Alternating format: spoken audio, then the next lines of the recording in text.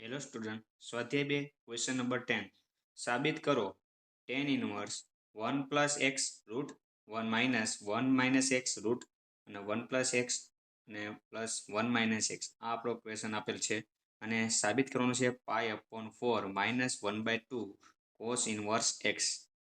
સૂચના આપેલી છે તમે એક્સ બરાબર કોસ થીટા લઈ શકો અથવા તમને ધ્યાનમાં આવે કોઈ પણ કોસના સ્વરૂપમાં આપણે લઈ શકીએ. તો અહીંયા જો આપણને આ પ્રકારનું એક ફંક્શન આપેલું છે તો ડાબી બાજુ આપણને આ ભાગ લઈને ચાલવાનું છે અને જમણી બાજુનો ભાગ આપણે સાબિત કરવાનો છે.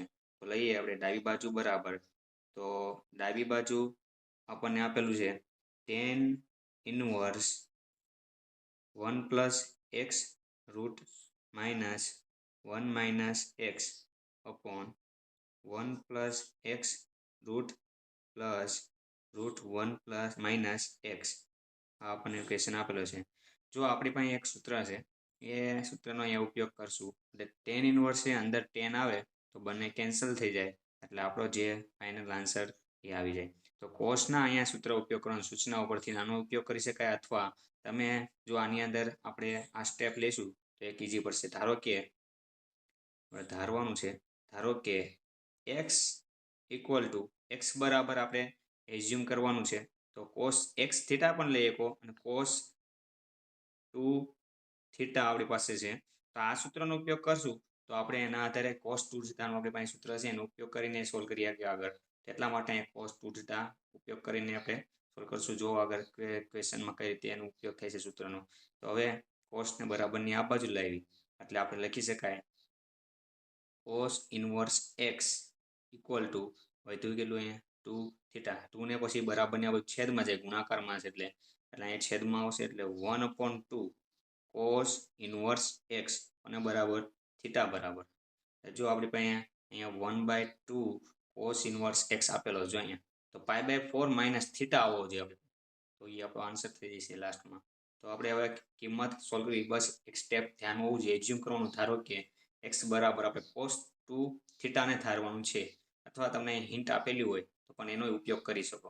ચાલો હવે કિંમત મૂકી અહીંયા આપણી પાસે આપેલું છે question equal to tan inverse કૌંસની અંદર 1 પ્લસ એક્સ બરાબર આપણે ધાર્યું છે કોસ 2 થીટા એટલે લખીએ cos 2 theta root minus 1 minus cos 2 theta upon 1 plus cos 2 theta plus 1 minus cos 2 theta.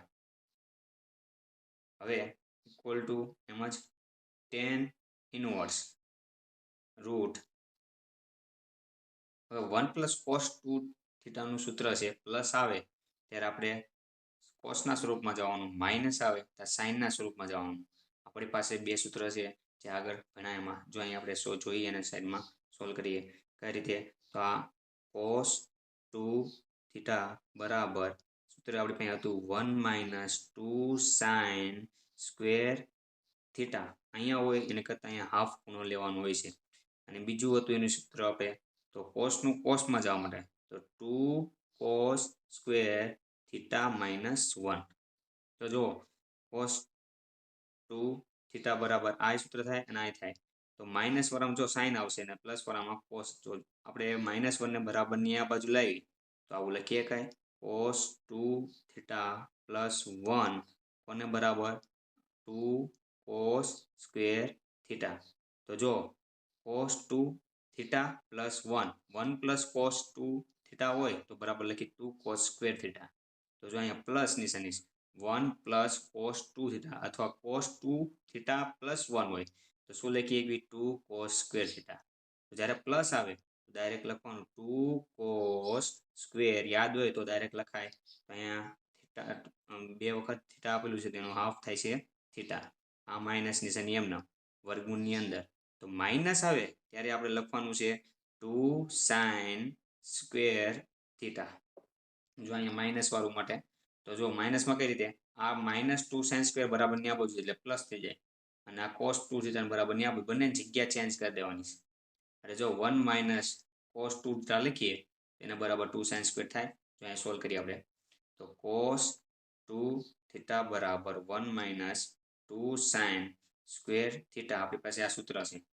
તો આ બરાબર ને આ બાજુ લઈ જઈએ એટલે આવું લખાય +2 સાઇન સ્ક્વેર થીટા બરાબર 1 બરાબર ની આ બાજુ જશે એટલે માઇનસ cos 2 થીટા. તો જો આ રીતે 1 માઇનસ cos 2 થીટા હોય 1 માઇનસ cos 2 થીટા તો લખી ગયા 2 sine square theta theta half અહીંયા હોય કરતા ખૂણો હાફ લેવાનો હોય. આ રીતે બધાને ચેન્જ કરી દેવી આપણે અહીંયા પ્લસ અને રૂટની અંદર અહીંયા પ્લસ છે તો 2 cos સ્ક્વેર થીટા ડાયરેક્ટ આ સૂત્ર યાદ હોવું જોઈએ આપણે. માઇનસ છે તો રૂટ 2 સાઇન સ્ક્વેર થીટા.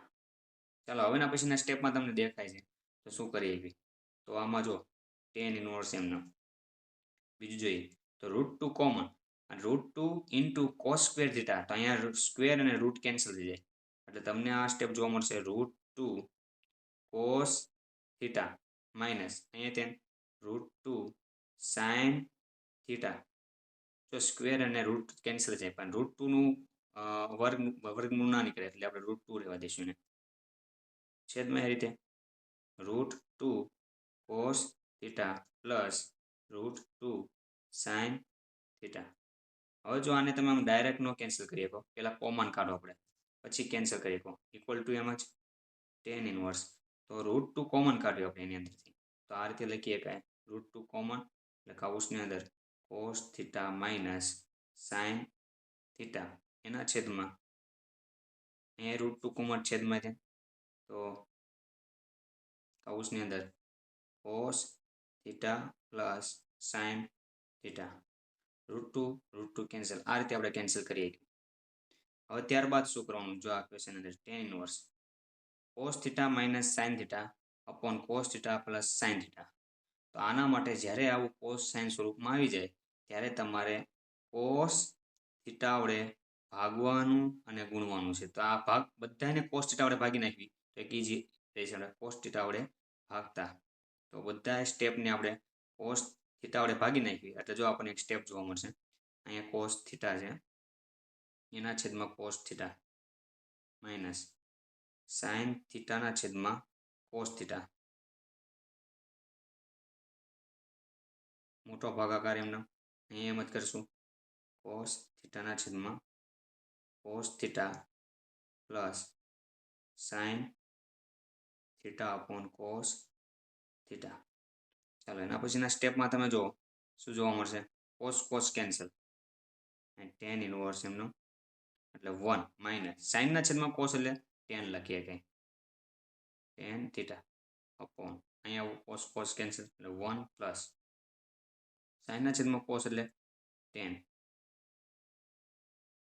હવે જો આનું એક સૂત્ર છે આપણી પાસે 1 minus tan theta upon 1 plus tan theta તો એને બરાબર આપણે લખી શકીએ તો tan ઇનવર્સ 1 માઇનસ tan આ એક પહેલાં એક્ઝામ્પલ આવેલો છે એની અંદર આનું સોલ્યુશન બતાવેલું છે પણ કઈ રીતે આપણે સોલ્વ કરવી જોઈએ આમાં ગોઠવી દઈએ તો આ રીતે પણ આને લખી શકાય. એક આપણે સૂત્ર છે 1 એટલે tan π/4 લખી શકાય કેમ કે tan π/4 ની કિંમત 1 થાય માઇનસ tan થીટા એમ નામ રાખીએ પછી છેદમાં અહીંયા 1 અલગ છે એટલે એ 1 ને એમ નામ રહેવા દઈએ પ્લસ આની સાથે tan થીટા છે એની સાથે 1 ગુણાયેલું હોય એટલે 1 એટલે tan π/4 ઇન્ટુ tan થીટા.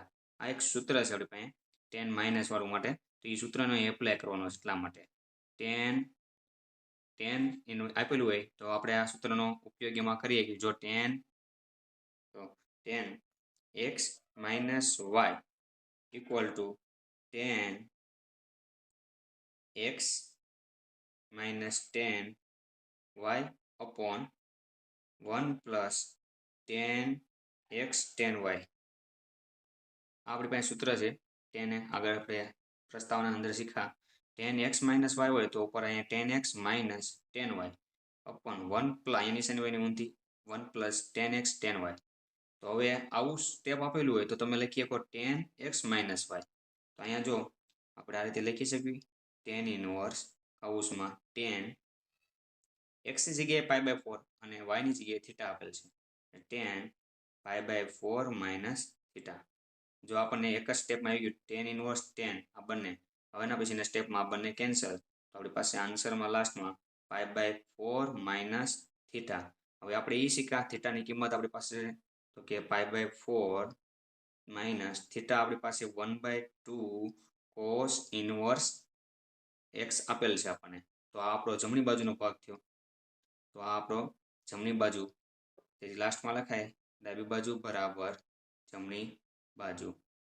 તો આ રીતે આપણે એને સોલ્વ કરવાનો છે. જો 5/4 કેવી રીતના એવું આ સૂત્રનો અહીં એપ્લાય કર્યો છે, તો આ સૂત્ર એક જોઈ લેજો.